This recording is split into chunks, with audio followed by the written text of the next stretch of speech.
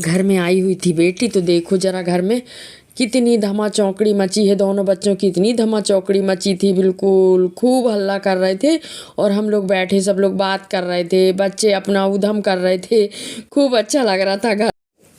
जब सब लोग रहते हैं ना तभी घर अच्छा लगता है, नहीं तो घर में हो तो 4-5 लोग रहें, बच्चे रहें, तो घर में पता नहीं चलता सुबह से शाम।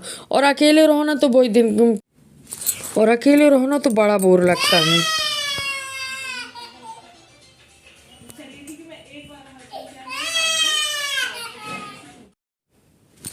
और ना मैं जा रही थी सूरजकुंड, और लाली देखो जरा मेरे को नहीं छोड़ती, इतना चिल्ला चिल्ला के रो रही थी, इतना चिल्ला चिल्ला के रो रही थी। मैं ना बाहर ही से बाहर ऐसे निकल के भागी, बड़े मुश्किल से मैं अंदर से चप्पल भी नहीं निकाल सकी। जो चप्पल मेरी बाहर रखी हुई थी ना वही चप्पल पहनी और मैं निकली कि अभी ये देखेगी ना तो फिर रोएगी करके। बड़े मुश्किल से मैं थैला अपना उठाई बिल्कुल चुपचाप से कि ये देखे ना मेरे को करके। बड़े ज़ोर ज़ोर से, इतने ज़ोर ज़ोर से चिल्ला चिल्ला के रो रही थी। और देखिए धूप भी तेज़ हो गई थी और मैं लाली के डर के कारण ना बड़ी जल्दी जल्दी भाग रही थी कि जल्दी जाऊँ, ये देखेगी तो पीछे लगेगी करके। और मैं ना इसको ले जा लेती पर ना हवा चल रही है, अभी अभी बड़ी मुश्किल से सर्दी ठीक हुई है, इस कारण मैं नहीं ले जा रही थी। और यहाँ आ गए थे हम झूला पुल। यहाँ देखिए ज़रा नाव चल रही हैं, कितनी 9 नाव चल रही हैं। बताए ना मेरे को वहाँ पर बता रहे थे लोग कि इन लोगों ने ना जाल डाला है मछली के लिए। और वहाँ जब नाव चल रही थी ना तो बहुत अच्छा लग रहा था। ये जाल, सब लोग जाल को लेकर के ना और आगे बढ़ रहे थे। कहते हैं जाल ना बहुत नीचे तक पहुँच जाती है और मछलियाँ फंस के आएंगी। तो यहाँ झूला पुल में हम खड़े होकर थोड़ी देर देख रहे थे। और इन लोग ना मछली के लिए 7-8 नाव लगा के और फिर मछली निकालने के लिए जाल फंसाए थे नर्मदा जी में। झूला पुल के ऊपर थे हम।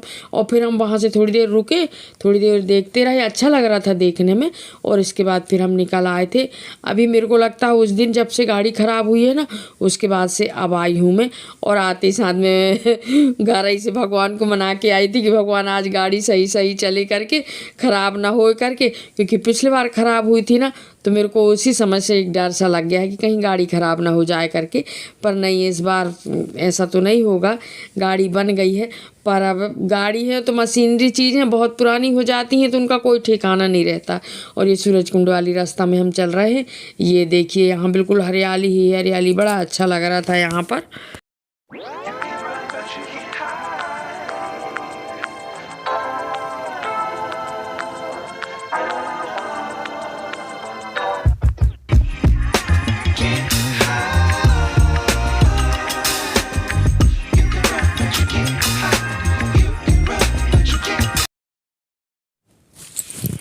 और ये हम पहुंच गए थे सूरजकुंड। यहाँ आने के बाद जितनी आत्मा में प्रसन्नता होती है, मैं पहले भी बता चुकी हूँ आपको कि यहाँ आने में एक अजीब सी माने एक मन में ना शांति सी मिलती है और एक विश्वास इतना बढ़ जाता है कि ऐसा लगता है हम यहाँ आ गए, अब किसी चीज़ का कोई डर ही नहीं है, ऐसा लगने लगता है। यहाँ सूरजकुंड में आकर के तो हम सूरजकुंड पहुँच गए थे और थोड़ी सी एक भैया मिल गए थे तो उनसे हमारी बात चल रही थी। हम गेट ही में पहुँचे थे और मन बड़ा अच्छा खुश हो जाता है। मन जैसे ही मंदिर पहुँचो, वहाँ की भूमि में जैसे ही पैर रखो कि मन बिल्कुल एकदम विश्वास से भर जाता है।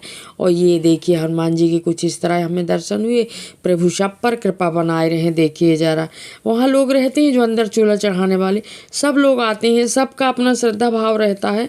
पर थोड़ी सी ना भीड़ ज़्यादा इकट्ठी हो जाती है तो भैया लोगों से मैं बोली कि भैया लोग थोड़ा सा आप लोग आगे पीछे खिसक के बैठो, हम लोग भी बाहर हैं, हम लोगों को भी दर्शन करना है। तो वहाँ भैया लोग खिसक गए थे। और यहाँ ये देखिए रामायण तो चल ही रही है। यहाँ रामायण के लिए जो पहले नीचे बैठ के किया करते थे ना, अब देखिए कि स्टील का बढ़िया एक टेबल जैसे बनी है नीचे, उसमें बैठ के रामायण हो रही है। अच्छा लग रहा था। यहाँ बाकी लोग भी जिसको जो भी करना रहता है, सुंदरकांड का पाठ, हनुमान चालीसा का पाठ करते रहते हैं। भगवान के इतने भक्त हैं, सब अपनी अपनी श्रद्धा के अनुसार अपना अपना करते रहते हैं। ये देखिए यहाँ तो लोग तो रहते ही हैं पूरे समय, तुम कितनों भी बजे चले जाओ। जब हम लोग गए थे ना, हम लोग घर से 9:30 बजे निकले थे तो 10 सवा 10 का टाइम था। यहाँ मुझे सुधा भी मिल गई थी, वो भी मंदिर गई हुई थी। तो हनुमान जी के दर्शन करने के बाद मैं आ गई थी राधा कृष्ण मंदिर में। यहाँ सुधा मिल गई थी मुझे, सुधा भी पूजा कर रही थी। यहाँ देखिए ज़रा, तो मैं हनुमान जी का मंदिर, फिर राधा कृष्ण का मंदिर, फिर दुर्गा जी का मंदिर, शंकर जी का मंदिर, शनि मंदिर, इतने मंदिरों के थोड़ी थोड़ी देर दर्शन करती हूँ, 2-2 मिनट बस। गए वहाँ पहुँचे, थोड़ी देर दर्शन किए सब जगह, बत्ती लगाए और निकल आती हूँ। ज़्यादा बहुत देर तक नहीं रुकती हूँ, बस मेरा सबसे मेन रहता है दर्शन का, कि दर्शन मिल जाए करके। फिर इसके बाद ये देखिए दुर्गा मंदिर आ गई थी मैं, थोड़ी देर में यहाँ दुर्गा मंदिर में दर्शन की। और अभी जो है ना, यहीं पास में है भोलेनाथ का मंदिर, तो यहीं दुर्गा जी के दर्शन करके और बाजू से ही भोलेनाथ का मंदिर, तो वहाँ दर्शन करती हूँ। और इसके बाद शनिदेव के दर्शन, बस इसके बाद फिर हम घर चले आते हैं वहीं से दर्शन करते हुए, और घर चले आते हैं। और यहाँ एक जी देखिए, जो ये गदा है ना, ये इसकी भी पूजा करते हैं लोग, जो भी लोग आते हैं तो इसकी भी पूजा करते हैं। और यहाँ इन लोग पूजा कर रहे थे। और एक मैं बताऊँ हमको इस बार सूरज कुंड में क्या मिला, ये देखिए, ये इनकी साइकिल में पूरी गृहस्थी कहना चाहिए, जो सामान इनको लगता है वो सारा सामान था। भगवान जी भी थे साइकिल में, आगे पीछे सब जगह इनके बोरी में। अब जो भी बिछाने के बिस्तर, ओढ़ने के बिस्तर रहे हों, पूरा था, लोटा था, सब था। और ये परिक्रमा के लिए निकले थे। और पर ये साइकिल में ना बैठ के नहीं चलते, साइकिल को चलाते रहते हैं, केवल ना उसमें सामान रखा है उनका। ये देखिए सामने बांके बिहारी जी बैठे हैं, और ये नर्मदा परिक्रमा के लिए साइकिल से निकले थे। उनसे थोड़ी देर हमने बात भी की, बहुत देर तक बात की, बहुत अच्छा लग रहा था उनसे मिल करके। और इनसे हमने पूछा ना कि कहाँ से आ रहे, तो ये छिंदवाड़ा बता रहे थे, और बोले कि अभी पहली बार हम नर्मदा परिक्रमा में निकले हैं।